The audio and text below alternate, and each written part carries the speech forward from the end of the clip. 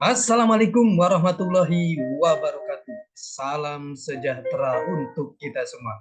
Apa kabarnya rekan-rekan mahasiswa-mahasiswi Universitas Dian Nusantara? Kita berjumpa kembali di mata kuliah Bisnis Internasional. Ini adalah pertemuan kita yang pertama pada mata kuliah Bisnis Internasional. Rekan-rekan semuanya, sebelum kita mulai proses belajar mengajar ini, alangkah baiknya sama-sama kita berdoa agar proses belajar mengajar ini berjalan dengan sukses dan lancar. Berdoa menurut keyakinan dan kepercayaan masing-masing. Berdoa dimulai.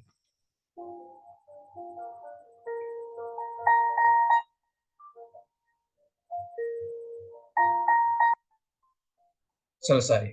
Rekan-rekan semuanya, di pertemuan yang pertama ini kita akan membahas mengenai ruang lingkup bisnis internasional. Apa itu ruang lingkup bisnis internasional? Mohon izin saya share materinya.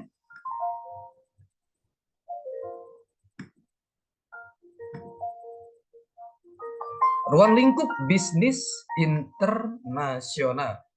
Ini adalah materi yang sangat menarik sekali.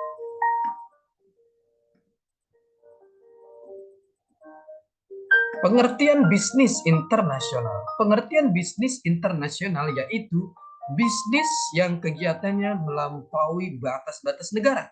Definisi ini tidak hanya termasuk perdagangan internasional dan perusahaan manufaktur di luar negeri, namun juga industri jasa yang berkembang di bidang-bidang seperti transportasi, pariwisata, periklanan, konstruksi, perdagangan, eceran, perdagangan besar, dan komunikasi massa.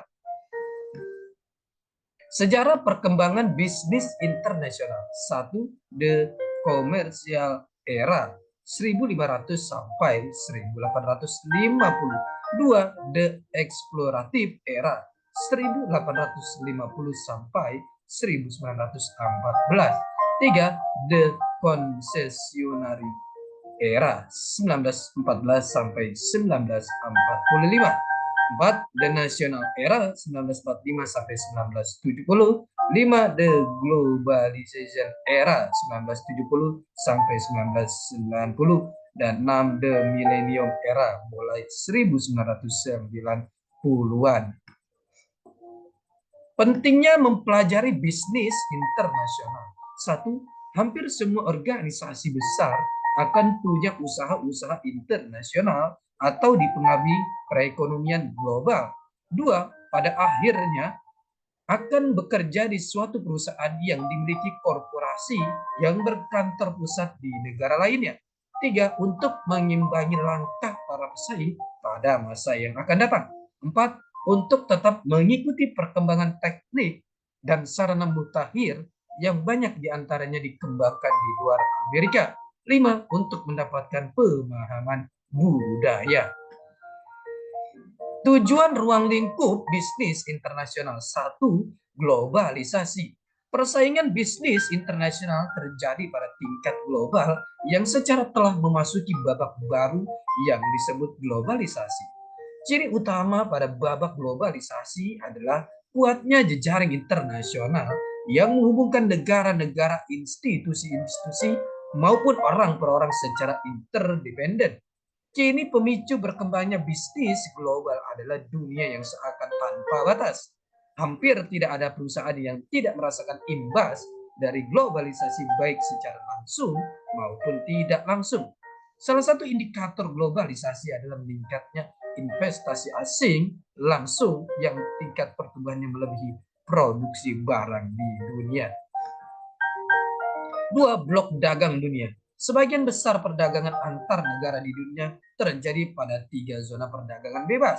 Eropa, Asia, dan Amerika Utara. Ini di mana ketiga zona perdagangan bebas ini melebarkan batas wilayahnya dengan membuka keanggotaan baru yang berasal dari negara-negara tetangga, baik secara langsung maupun terpisah. Manajer bisnis internasional di ketiga zona perdagangan bebas ini paling tidak menghadapi dua pekerjaan besar, yaitu pengambilan keputusan strategik serta menangani masalah-masalah kebudayaan. 3. Teknologi informasi. Teknologi informasi adalah faktor yang paling banyak mentransformasi lingkungan kerja manajer bisnis internasional. Tingkat kecepatan dan keakuratan pengiriman informasi mengubah cara kerja manajer bisnis internasional dengan mengurangi hambatan yang ditimbulkan oleh jarak dan ruang geografis. Teknologi informasi dapat dimanfaatkan sebagai pendorong terjadinya peningkatan produktivitas di seluruh dunia. Pada saat yang bersamaan, ketersediaan internet juga mendorong kelancaran perdagangan berbasis media elektronik, e-commerce di seluruh dunia. Perusahaan-perusahaan yang memanfaatkan sarana teknologi informasi dapat terhubung secara elektronik baik dengan karyawan maupun dengan pelanggan, penyalur distributor, penyedia supplier, dan mitra aliansi di banyak negara. 4. Globalisasi SDM. Para manajer yang menggeluti bisnis internasional perlu untuk memahami lingkungannya. Berikut dampaknya pada peran manajer pada era teknologi informasi sekarang. Peran manajer dalam lingkungan bisnis internasional yang dinamis juga membutuhkan suatu pendekatan darurat yang tidak semua kebutuhan informasinya dapat diperoleh secara cepat maupun seluruhnya akurat. Para manajer perlu dilatih untuk dapat mengambil keputusan yang tepat dalam waktu yang singkat di mana permasalahan yang timbul belum pernah dihadapi sebelumnya. Aktivitas bisnis internasional, global e-business. E-business merujuk pada konsep terintegrasinya sistem manajerial, proses bisnis, mekanisme organisasi, lini produksi, pertambahan nilai, serta pengelolaan pasar yang berbasis internet. Menerapkan teknologi penunjang internet lainnya serta pelaksanaan konsep bisnis berbasis elektronik. Perusahaan-perusahaan yang bergerak dalam bisnis internasional pada skala global menerapkan e-bisnis untuk membangun hubungan bisnis atau business relationship antar sesama perusahaan maupun pelanggan. Hakikat bisnis internasional. Bisnis internasional merupakan kegiatan bisnis yang dilakukan melewati batas-batas suatu negara. Transaksi bisnis seperti ini merupakan transaksi bisnis internasional. Adapun transaksi bisnis yang dilakukan oleh suatu negara dengan negara lain yang sering disebut sebagai bisnis internasional, international trade. Di lain pihak, transaksi bisnis itu dilakukan oleh suatu perusahaan dalam suatu negara dengan perusahaan lain atau individu di negara lain disebut pemasaran internasional atau international marketing. Pemasaran internasional inilah yang biasanya diartikan sebagai bisnis internasional, meskipun pada dasarnya ada dua pengertian. Perdagangan internasional, international trade. Dalam hal perdagangan internasional yang merupakan transaksi antar negara itu biasanya dilakukan dengan cara tradisional, yaitu dengan cara ekspor dan impor. Dengan adanya transaksi ekspor dan impor tersebut, maka akan timbul neraca perdagangan antar negara atau balance of trade.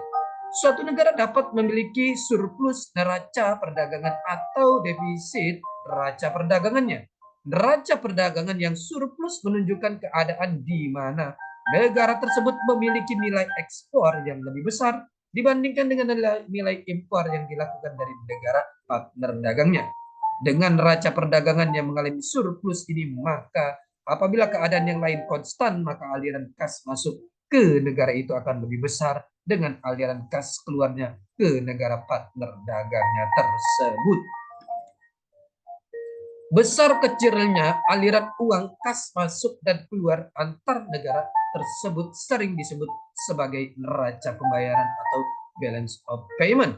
Dalam hal ini, neraca pembayaran yang mengalami surplus ini sering juga dikatakan bahwa negara mengalami pertambahan devisa negara. Sebaliknya, apabila negara itu mengalami defisit neraca perdagangan, maka berarti nilai impornya melebihi nilai ekspor yang dapat dilakukannya dengan negara lain tersebut. Dengan demikian, maka negara tersebut akan mengalami defisit neraca pembayarannya dan akan menghadapi pengurangan devisa negara. Transaksi bisnis internasional ini pada umumnya merupakan upaya untuk memasarkan hasil produksi di luar negeri. Dalam hal semacam ini, maka pengusaha tersebut akan terbebas dari hambatan perdagangan dan tarif biaya masuk karena tidak ada transaksi ekspor impor. Dengan masuknya langsung dan melaksanakan kegiatan produksi dan pemasaran di negeri asing, maka tidak terjadi kegiatan ekspor impor. Produk yang dipasarkan itu tidak saja berupa barang, akan tetapi dapat pula berupa jasa. Alasan melaksanakan bisnis internasional. Yang pertama, spesialisasi antar bangsa-bangsa. Yang kedua, pertimbangan pengembangan bisnis. Spesialisasi antar bangsa-bangsa memanfaatkan semaksimal mungkin kekuatan yang ternyata benar-benar paling unggul sehingga dapat menghasilkannya secara lebih efisien dan paling murah di antara negara-negara yang lain. Menitik beratkan pada komoditi yang memiliki kelemahan paling kecil di antara negara-negara yang lain. Mengkonsentrasikan perhatiannya untuk memproduksikan atau menguasai komoditi yang memiliki kelemahan yang tertinggi bagi negerinya. Keunggulan absolut, absolute advantage. Suatu negara dapat dikatakan memiliki keunggulan absolut apabila negara itu memegang monopoli dalam berproduksi dan perdagangan terhadap produk tersebut. Hal ini akan dapat dicapai kalau tidak ada negara lain yang dapat menghasilkan produk tersebut sehingga negara itu menjadi satu-satunya negara penghasil yang pada umumnya disebabkan karena kondisi alam yang dimilikinya. Misalnya hasil tambang, perkebunan, kehutanan, pertanian, dan sebagainya. Di samping kondisi alam, keunggulan absolut dapat pula diperoleh dari suatu negara yang mampu untuk memproduksi suatu komoditi yang paling murah di antara negara-negara lainnya. Rekan-rekan semuanya, ini adalah pertemuan kita yang pertama. Kita akan berjumpa di pertemuan-pertemuan selanjutnya. Tetap semangat belajar untuk mencapai kesuksesan. Salam sehat selalu. Assalamualaikum warahmatullahi wabarakatuh.